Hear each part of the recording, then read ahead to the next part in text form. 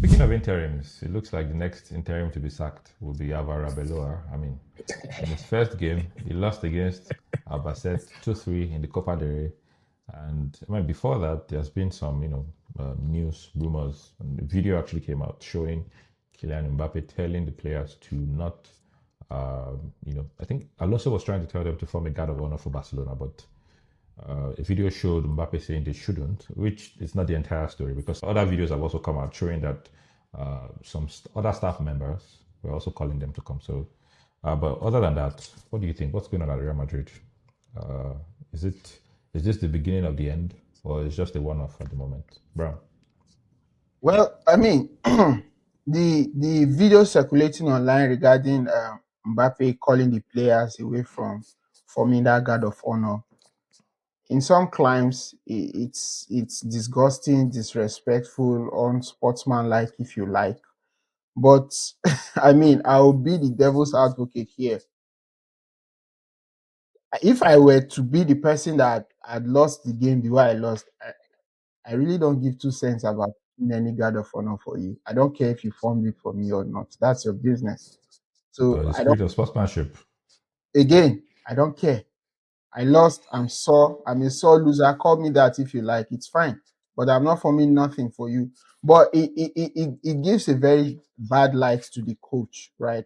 Before now, we have news coming out of Real Madrid from reliable sources has suggested that Alonso does not have control, or he does not, is unable to manage this group of players. You could see reactions from Vinny Jr. in previous games when he was literally saying that he's leaving, and ever since he has been at loggerheads with signing a new contract for Real Madrid if Alonso remains. So ideally, we before Xavi Alonso took the job, there was also a time he made a comment that the coaches and the staffs and all of that, they are pawns in the grand scheme of things, and then the president in Florentino Perez is the king, right? But I feel like some of these coaches, right, they tend to lash onto jobs mainly because they feel it is a very good opportunity for them, which I don't blame them for. But at the end of the day, I sometimes feel like they don't do their due diligence in deciding whether or not to take these jobs. Because if you look at the situation with Amorim, it was sacked because he felt there was he wasn't given the autonomy to manage and handle the team the way he would prefer to. And then if you look at the Xavi Alonso's case with Real Madrid has been a team that focuses more on buying big players, making the team popular, and then bringing somebody that is capable of managing these players, not necessarily coaching them. Because Gareth Bale made reference to Madrid managers not necessarily coaching these players because they are supposedly good players, but being able to manage them to play together. So when you look at the antecedents of Xabi Alonso, he has been a coach that has been very involved with his players, going by his team with Bayern Leverkusen, which has really worked for him because he has churned out a couple of trophies as a result. But coming to Real Madrid, that perception doesn't fly here. So I feel like sometimes when these young coaches see these opportunities, they don't really take the time to do that assessment to see if this suits their personality or not. They just lash onto it because, oh, it's a big chance.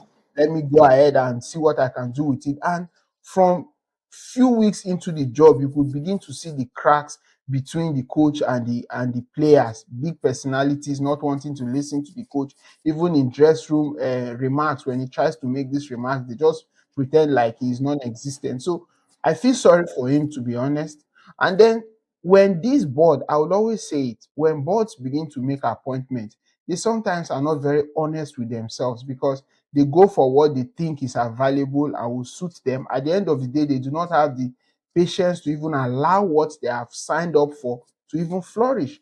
Yes, in some cases it might have been successful for these teams, but tell me how sacking Javier Alonso and relegating yourself to Arbeloa, for lack of a better word to qualify that, for lack of a better adjective to qualify that, to Arbeloa is better because Arbeloa's his first big chance was playing against Albacete. You have not even played at home at the Bernabeu, where the fans can be very hostile. So you have an opportunity to build your CV to that first game at the Bernabeu. But look at what you did. Losing against a second division team that is even in the relegation fight. As of the day they played Albacete was 17th on the league table in the second division with 1 point above the relegation zone. A terrible team. In fact, this is the second time in their history that they are qualifying to the quarterfinals since 1994-95 season. The second time in their history. So some people were not even born. Some of these Gen Zs were not even born at the time. So they do not even, as old as I am, I don't even know who Albacete is. So it goes back to the whole idea of management, of boards, bringing people on who in the beginning they had faith in, but all of a sudden you are sacking that person and you are going for people that are not as good as these guys are. You can even reference Manchester United, for instance, signing Michael Carrick as the interim and sacking a manager who is even beginning to get a hold of the team. So it's a very disappointing performance, and I will not fail to mention that the first goal that Real Madrid conceded when Javier Villa scored that first goal, it was a very, very disappointing defending from Real Madrid. As you could argue that, Arbeloa featured quite a number of young players from his team because some players were injured, like the former Chelsea defender, the German guy, he was injured. Rudiger was injured. You have a couple of other players that were not available as well due to injury and what have you. But Madrid, regardless of who they put forward, is supposed to beat a team like Albacete any day, anytime. You don't need tactics to beat those people. Just put players on Exactly. the field. Just play the players. That's all. Play the players. That is all. And then look at the reward he gave to the Real Madrid fans. It was not just disappointing. The first goal was abysmal. Did you guys even see the third goal that Bentancur scored, where he casually just chipped the keeper in the 18-yard box? He just casually chipped the keeper. He was the only Albacete player attacking Real Madrid, and he casually just chipped the keeper in the 90th minute plus extra time. Disappointing performance, to say the least. I am not impressed by Arbeloa. I don't even expect anything from him. And then I just feel like at the end of the day, it is payback for all of this board who think they can just bring you Way in, back.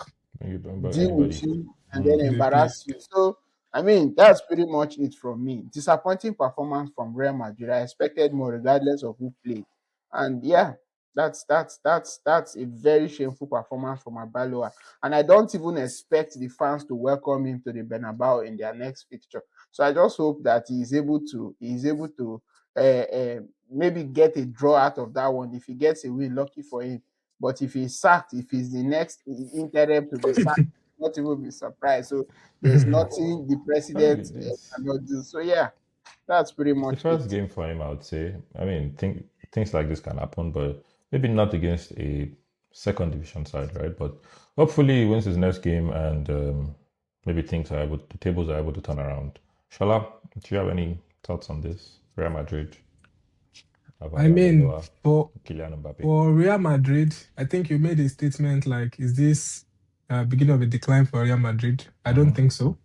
Okay. Real Madrid are not Manchester United. One thing about Real Madrid is like what Brown said earlier.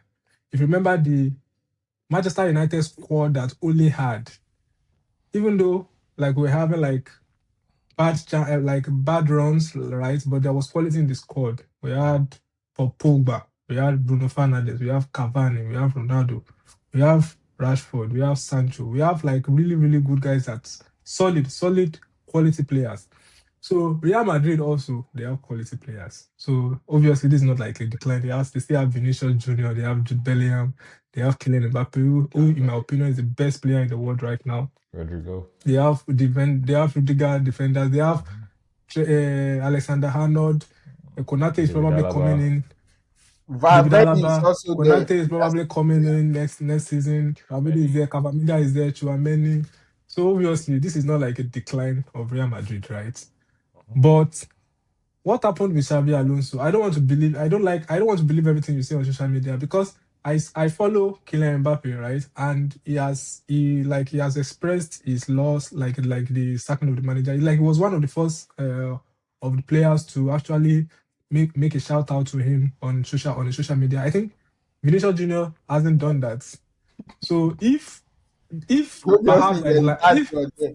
yeah, if there perhaps there's like someone like who actually caused Xabi Alonso to leave, I would say probably it was Vinicius Junior and not Kylian Mbappe, right? Plus, we don't have all of the facts of what actually happened. Of course, of course. But be that as it may, you can't have that as a manager, to be honest.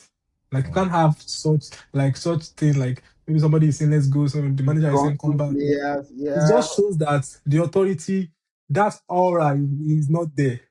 And again, you can't blame the president. See, even with Amorim, we don't have that. Amorim will shot you.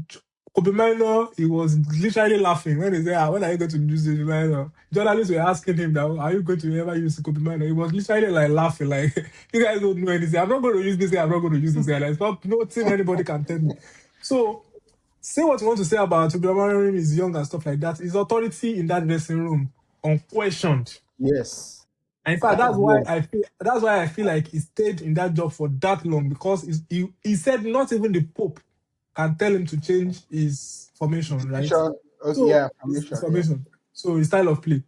So Xabi Alonso, you can't be having that back and forth with Vinicius Junior talking back at you every time you put him off. He's talking back at you. You can't be having that. So it's like it's sending like a bad signal to Real Madrid. Like Real Madrid as an entity, you can't have that. So they just feel like, oh, you have a manager who doesn't have capacity. Just imagine Vinicius Junior talking back to Mourinho or talking back to Carlos Ancelotti. You know, But could that it also be if the kind coach of is not getting the absolute backing of no, authority no. I don't think so. from the board? Even Ancelotti, you will see that. You will see that, like that comment that you made about Gareth Bale analyzing that Real Madrid. You don't necessarily need to come into Real Madrid and then the coaching Real Madrid players. You can't be telling Mbappe how to shoot the ball.